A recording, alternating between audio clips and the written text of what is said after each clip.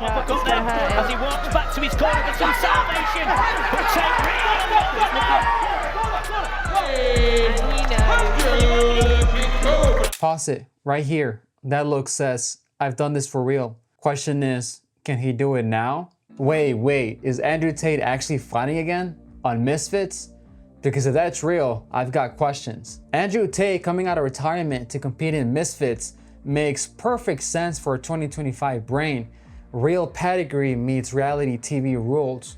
Andrew's not new to fighting, but boxing a big, active heavyweight after taking years off, that's a different exam.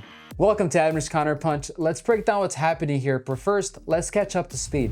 I followed Tate's career at a distance. I knew he was a player, definitely not like I had his poster on my wall. So if you're like me, here's the fast forward. 4-time kickboxing world champion, around 76 wins, roughly 8 to 9 losses, lots of KOs, came off fast in the UK and Europe. 2009 takes ISKA and IKF British Cruiserweight straps. 2011 wins ISKA World Light Cruiserweight, avenges a prior loss with an 8-round KO. 2013 ISKA World Light Heavyweight. 2014 Infusion Light at 85 kg. So yes, legit belts, multiple divisions, knockout power was a real thing. So if you're asking, was he glory level? Probably not. It's not like he ran through Petrosian or Batter Prime. That's a high bar though.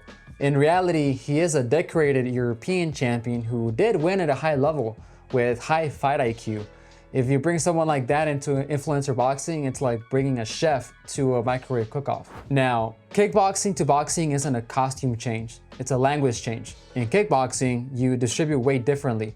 You're defending kicks, checks, knees. Boxing tightens the lens. Hands only, sharper trunk movement, more disciplined exits, and timing isn't just when you punch, it's when you don't. So the question is not whether can Tate fight, because he can. The question is whether he has boxing rhythm right now. We all know paths can lie, the cameras can flatter, but sparring tells the truth. I've been combing through his sparring clips and here's what jumps out to me. It's boxing, not kickboxing. No shin guards anywhere, just big gloves, ring rounds, and very specific boxing looks. From what's publicly out there, Tate's been living in boxing rounds. You see him slipping off the lead, parrying the jab to the outside, utilizing head movement. These combos are boxer combos. Jab feint to right hand, check hook off the pivot, 3-2 over lazy guards, and he's not checking kicks or playing kick-catch games. Everything's hands, ring craft, clinch breaks. Footwork-wise, he's more narrow than his kickboxing stance, and he's actually cutting diagonals instead of drifting tall in straight lines. The body jab shows up a lot, which tells me he's thinking about pace and disrupting rhythm, not just hunting a viral right hand. Does he look sharp? Yeah. Cleaner hands than most influencer boxers we see, and better eyes in exchanges. But the missing variable is always context. Controlled gym speed, friendlier sparring partners, edited windows. But the language he's speaking is pure boxing, and he's been speaking it a while. Bottom line, the available spar footage suggests intentional reps for boxing, not a kickboxer dabbling. If there's rust, it won't be from mixing rule sets, it'll be from the usual layoff problems, pace, lungs, and live fire decision speed. But why Misfits? Well, because Misfits sells stories. The card to December blowout. They needed a headliner and Tate's a lightning rod. Instantly, you've got attention from 3 tribes: fans, haters, and neutral chaos enjoyers. If you're Misfits, it's a slam dunk. If you're Tate, it's a stage where legacy isn't the only scoreboard. Spectacle is. Beat the big guy and you're the storm. You lose to the big guy and it's a heavyweight excuse. It's not a referendum on your kickboxing belts. Enter Chase Demore. Bigger, younger, heavyweight, active. Not the cleanest fundamentals, but he's not shy. He's been in the Misfits rhythm all year. Cameras, pressure, freaking fights. So what breaks first? Youthful momentum or old craft? If Tate's jab is disciplined, he can draw errors. But if his feet are lazy, then Demore's jab can really cause problems. And in clinches is where big men tell you secrets. Best case Tate, he circles off the jab, keeps Demore reaching, drags him into counters, and chooses when to trade. And the best case for Demore is that he cuts the ring, finds the chest, leans, roughs up breaks, and makes it a heavy round 1. Previous pros found this out the hard way, and that's time off is ruthless. Your brain sees the counter, it fires the signal, but your feet don't move in time. And against the big guy, that jab doesn't need to land clean, it just needs to land often. That's why the first clinch matters. If Demore clamps Tate's neck and makes him carry weight, you start a clock. Heart rate climbs, oxygen debt compounds, and suddenly the counter that was there isn't. And I hear that they're in Till crowd. I do. Till is a cleaner striker, more savvy, sets traps. And as a first boxing dance, that's a nasty matchup. Demore, on the other hand, is more straightforward. Force, crowding, confidence. If you're someone setting up a comeback, you're gonna pick the beast who you can map out. So is it ducking or is it pacing the arc of a show? If you win, Till becomes a super fight. If you lose, it's to a heavyweight on a spectacle card. From a storycraft perspective, it's logical. But none of that matters if Tate doesn't pay the boring bills like road work, sparring drills, clinch drills.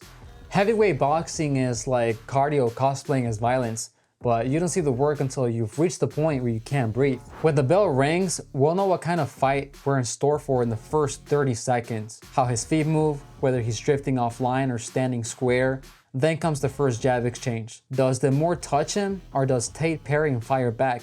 And finally, the first counter.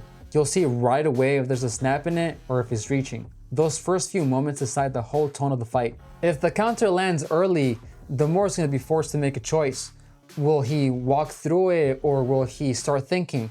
And we all know heavyweights that start thinking move slower, and that's when the second round opens up for Tate. His historical strengths have been the counter right hand, the left hook, sneaky timing with opponents step square. Translate that into boxing, and you get clean moments if the feet cooperate. But if Demore's jab keeps touching, even lightly, and the clinch is drainy, Tate's experience won't show.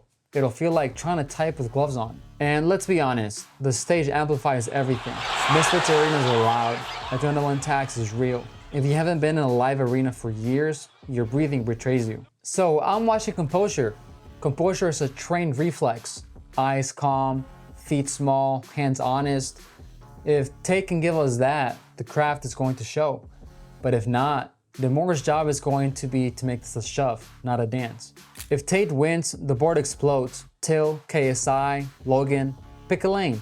If he loses, the board still explodes because controversy plus heavyweight collisions equals ratings. Misfits knows it, we know it. Look, I'm not here to sell you hero worship. I'm here to watch with fight eyes while learning about the man's path. And what I see is a dedicated striker taking the right kind of first boxing fight for his situation.